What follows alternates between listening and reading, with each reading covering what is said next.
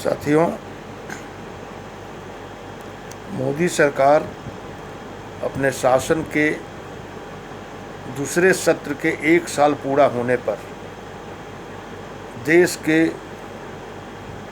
10 करोड़ परिवारों को पत्र भेज रही है।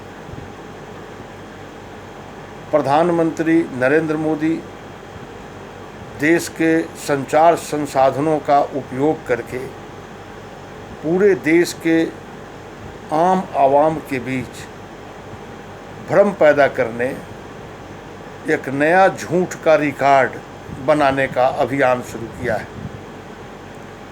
ऐसा इसलिए कह रहे हैं कि अगर भारतीय जनता पार्टी को कहा जाए तो यह भ्रम जाल पार्टी के रूप में स्थापित रही है और हमेशा तथ्यों को तोड़ मरोड़ कर, यथार्थ को झुठलाकर, सच्चाई पर पर्दा डालने और झूठ का कारोबार करने के लिए जग जाहिर रही है।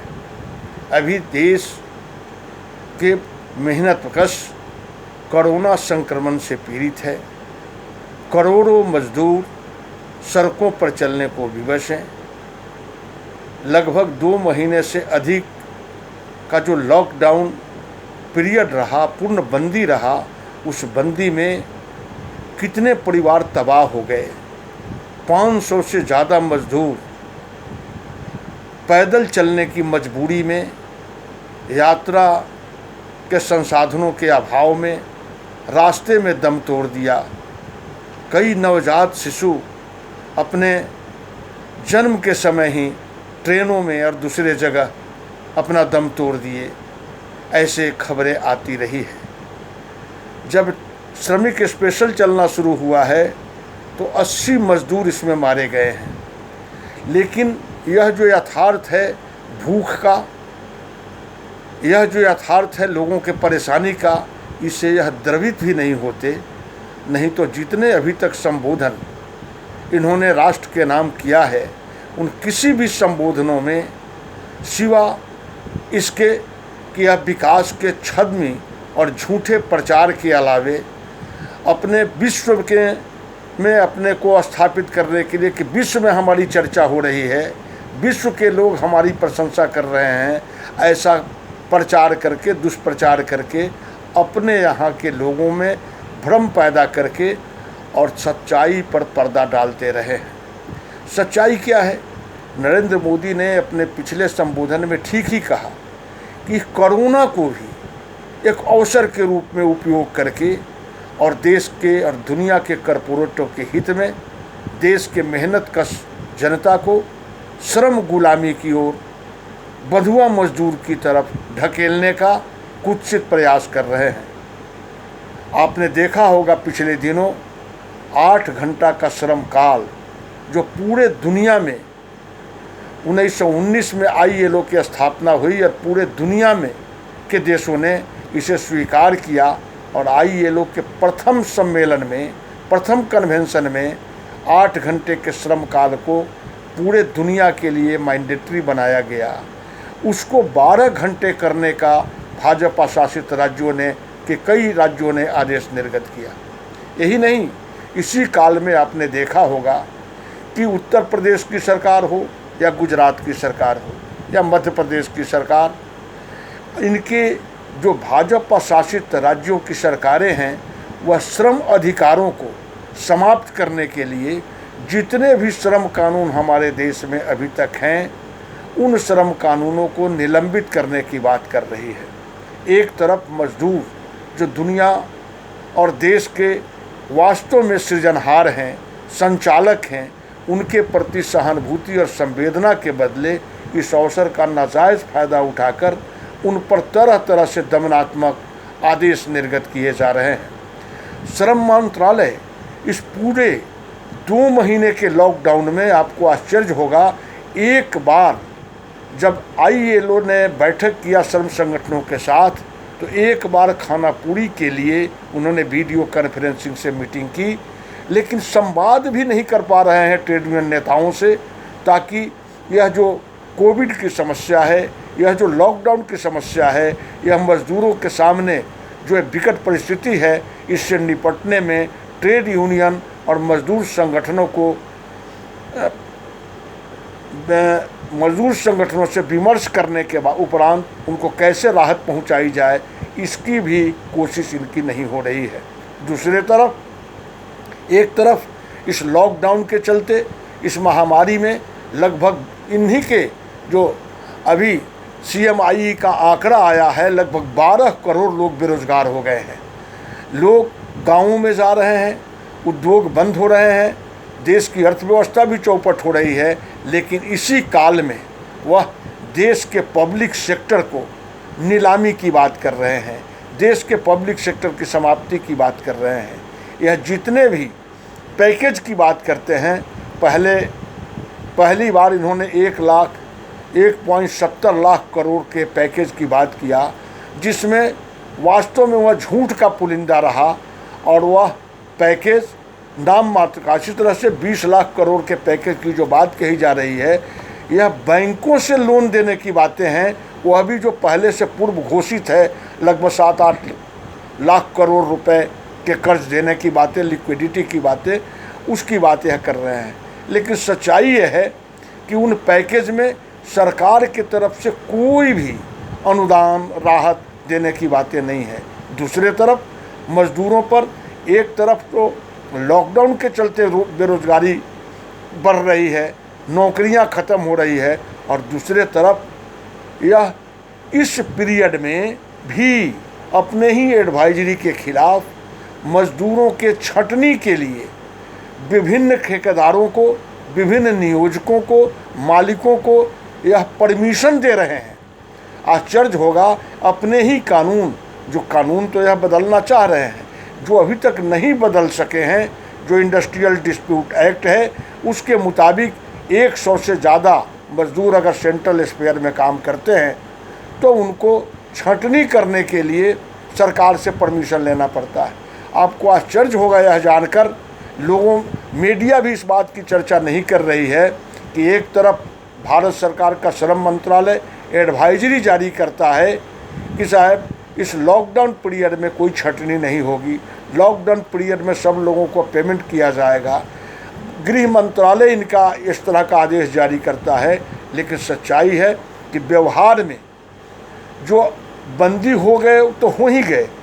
विधिवत कानून के खिलाफ में श्रम मंत्रालय वीडियो कॉन्फ्रेंसिंग करके, कानून का मजाक उड़ा करके और नियोजकों को छंटनी के परमिशन देने का सिलसिला भी जारी रखे हुए है, जो गुप्त रूप से किया जा रहा है। इसकी जानकारी तब मिली जब झारखंड के उड़ीसा और बिहार के क्षेत्र में steel authority of India limited का माइंस किरीबुरू में लगभग 600 मजदूरों के छंटनी का आवेदन 8 अप्रैल को ईमेल से जारी किया गया। इंडस्ट्रियल डिस्प्यूट एक्ट स्पष्ट कहता है कि अगर छंटनी का सेक्शन 25N में आवेदन करना है तो फिजिकली उपस्थित होकर या निबंधित डाक से प्राप्ति रसीद के साथ 3 प्रति में आवेदन देना पड़ेगा। इसका मतलब स्पष्ट है कि 3 प्रति में आवेदन जमा कर रहा है फिजिकली उपस्थित होकर या रजिस्टर्ड पोस्ट से। जब पोस्ट ऑफिस बंद है तो अप्रैल महीना में बिना फिजिकल प्रेजेंट किए हुए, फिजिकल मूवमेंट बंद है, तो वह कैसे उस ईमेल से एप्लीकेशन को इंटरटेन किया जा रहा है जो कानून के खिलाफ है। और यही नहीं, एप्लीकेशन मिलने के बाद यह देखा जाना है, जांच किया जाना है कि श्रमिकों को और श्रमिक पक्ष को इसकी सूचना दी गई है कि नहीं। कानून में बाध्यता है कि सभी को, एक एक मजदूरों को सूचना देना है जो प्रभावित हैं, लेकिन ऐसा नहीं किया जा रहा है। और आनन फानन में श्रम मंत्रालय का संयुक्त सचिव के स्तर के अधिकारी वीडियो कॉन्फ्रेंसिंग करके और उखाना पूरी करके परमिशन देने की प्रक्रिया शुरू किए हैं। AITU से इसका सख्त जब विरोध किया और जानकारी लेने की बात किया तो इस दौर में पता चला है कि बहुत से ऐसे जो खदान हैं, माइंस हैं, जो पठारी क्षेत्र में है, सुदूर एरिया में है, वहाँ के मालिक मनमानी बंदी कर रहे हैं अपने प्रतिष्ठानों का और मजदूरों की छंटनी कर रहे हैं। गैरकानूनी ढंग से छंटनी के लिए परमिशन का आवेदन गैरकानूनी ढंग से इंटरटेन किया जा रहा है और यह सब मजाक जैसा बनाया गया है। यह स्थिति न सिर्फ छंटनी के संदर्भ में है, दूसरे संदर्भ में देखें यह लोग हृदयहीन स्थिति पैदा कर दिया है। इसके खिलाफ सुप्रीम कोर्ट में जो पिछले दिन वेतन के सवाल पर मामला गया है, अभी हाल में सुप्रीम कोर्ट ने कहा कि प्रवासी मजदूर को धारा के साथ खान पान की व्यवस्था करके सरकार उनको भेजे। वह करेगी या नहीं करेगी, लेकिन प्रवासी मजदूरों के साथ जो आज स्थिति पैदा की जा रही है, रिसीविंग स्टेट में भी उनके साथ बहुत बदतर सलूक किया जा रहा है। वो जा रहे हैं, कोरोना जितना खतरनाक है उससे भी ज़्यादा खतरनाक व्यक्ति को समझ करके और उनके साथ ऐसा अमानवीय व्यवहार किया जा रहा है जो बहुत दुर्भाग्यपूर्ण है। मैं चर्चा कर रहा था 1 साल के उपलब्धियों की बात मोदी सरकार कह रही है। इस 1 साल की अगर उपलब्धियों को देखें तो इस 1 साल में जो हमारे श्रम कानून थे वह सारे श्रम कानूनों को 4 कोड में संहिता में करने के लिए पार्लियामेंट में पेश किया जा चुका है, जिसमें एक तो पास कराया जा चुका है और बिना किसी प्रॉपर प्रक्रिया का अनुपालन किए हुए सारे कानून ख़त्म किए जा रहे हैं। दूसरे तरफ एक भय का वातावरण सृजित किया जा रहा है। वह भय है नौकरी जाने का भय, आतंक का भय, मर जाने का भय। इतना मीडिया द्वारा प्रचार किया जा रहा है कि उस भय के कारण सामाजिक वातावरण में एक आदमी से दूसरी की दूरियां बढ़ती जा रही है, एक सामाजिक बिलगाव की स्थिति पैदा हो रही है, सोशल एलियनेशन का वातावरण पैदा किया जा रहा है।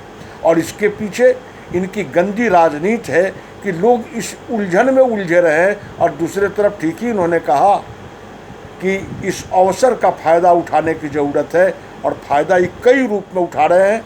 जैसे अगस्त महीना में इन्होंने जम्मू कश्मीर के राज्य को विघटित करके उस राज्य का सलाह लिए बगैर संवैधानिक प्रावधानों के खिलाफ उस राज्य का विघटन किया गया, विशेष राज्य का दर्जा समाप्त किया गया और आज तक अगस्त से आज तक उसकी सुनवाई नहीं हुई। सुप्रीम कोर्ट बीच में थोड़ा हस्तक्षेप किया, यह कोरोना पीरियड में वह सारे मामले दबा कर रख दिए गए। सुप्रीम कोर्ट शीर्ष न्यायालयों को भी पूरा नियंत्रण में ले लिया गया है। इनके 1 साल के पीरियड के अगर गतिविधियों को देखा जाए तो जिस तरह से दुरुपयोग इन्होंने शासन प्रशासन के विभिन्न अंग प्रत्यंगों का किया है, जिस तरह से संवैधानिक प्रावधानों का अवमूल्यन किया है, जिस तरह संवैधानिक प्रावधानों को ठेंगा दिखाते हुए एनआरसी का मामला पिछले दिनों जो चला, आप देख रहे हर जगह अगर यह सारी बातें जो जनतंत्र विरोधी गतिविधियाँ इनकी है, संविधान विरोधी इनकी गतिविधियाँ हैं, समाज विरोधी गतिविधियाँ हैं, यहाँ तक कि राष्ट्र हित के खिलाफ, राष्ट्र का आर्थिक हित हो, राष्ट्र का राजनीतिक हित हो, उसके खिलाफ भी साम्राज्यवादी एजेंट की यह भूमिका अदा कर रहे हैं।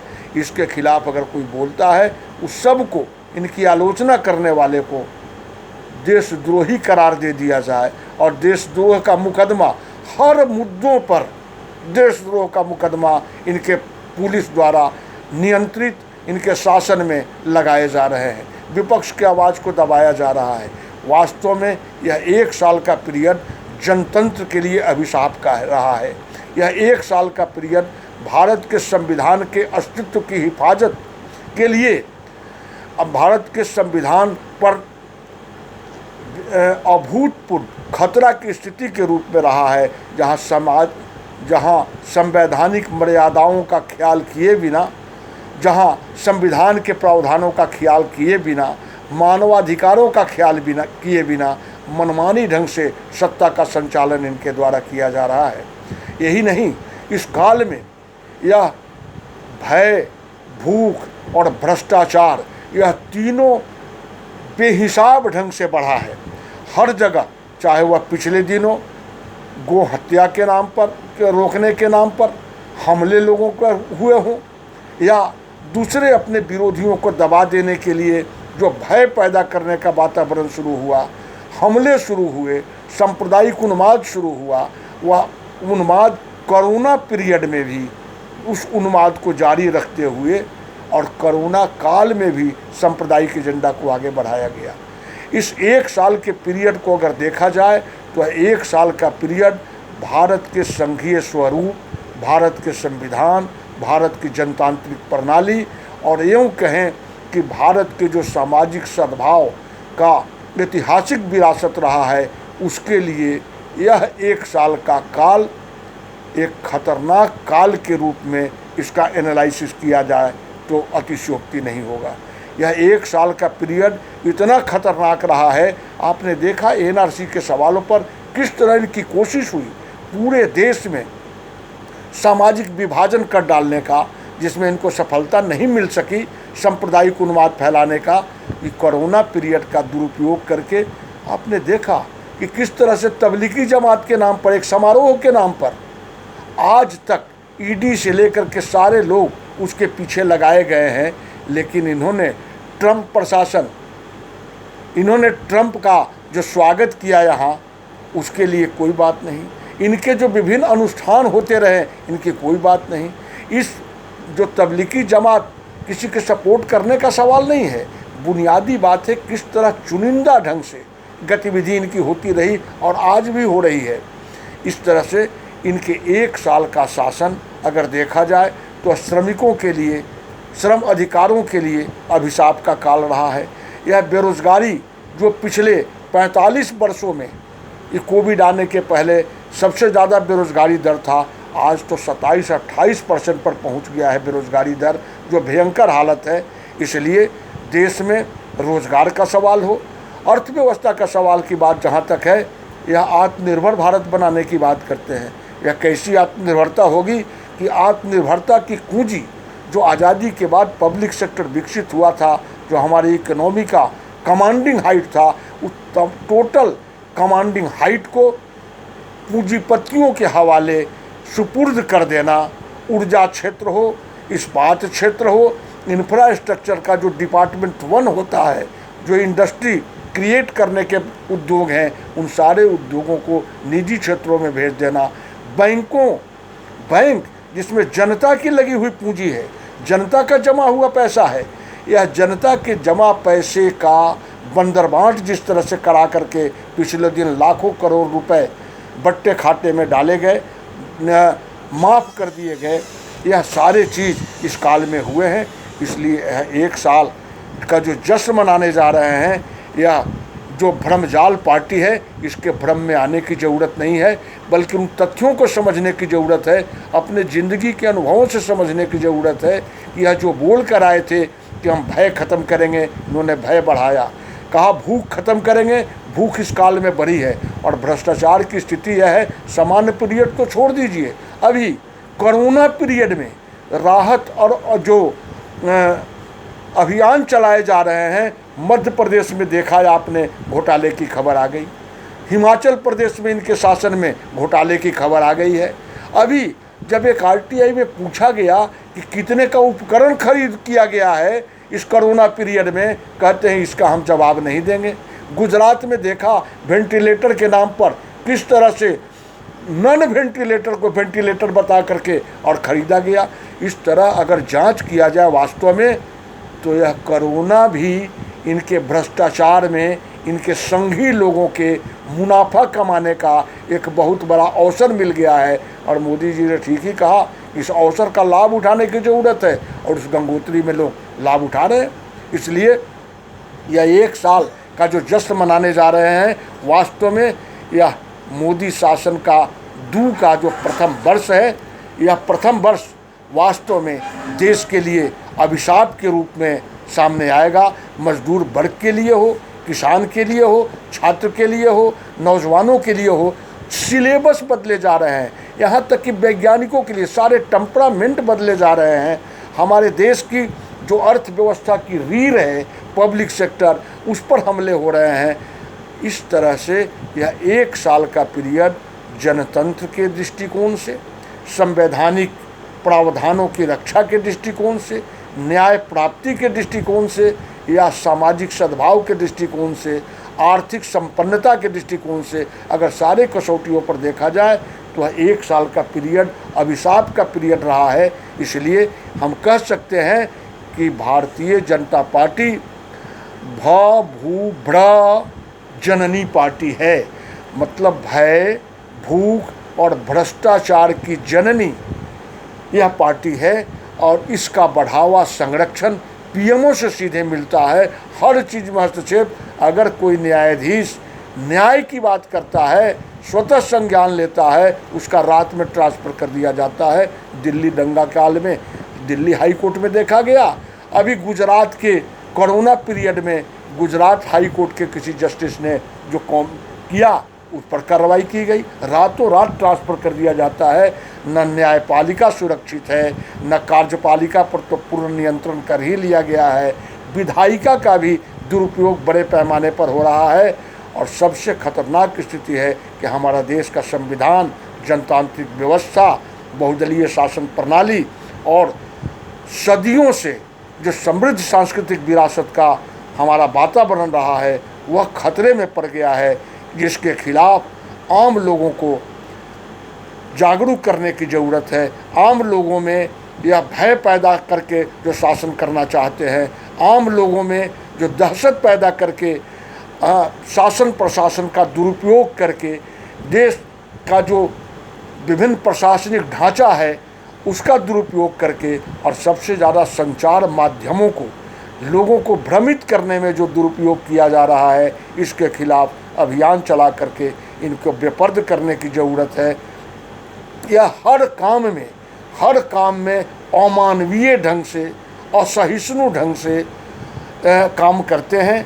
इनके इस असहिष्णुता के खिलाफ, अमानवीयता के खिलाफ, इनकी कट्टरता के खिलाफ, हृदयहीनता के खिलाफ, और सबसे बड़ी बात है ये जनतंत्र, संविधान और मानवता के दुश्मन जैसा जो इनका अप्रोच है, इसके खिलाफ लोगों में जागरूकता पैदा करने की ज़रूरत है।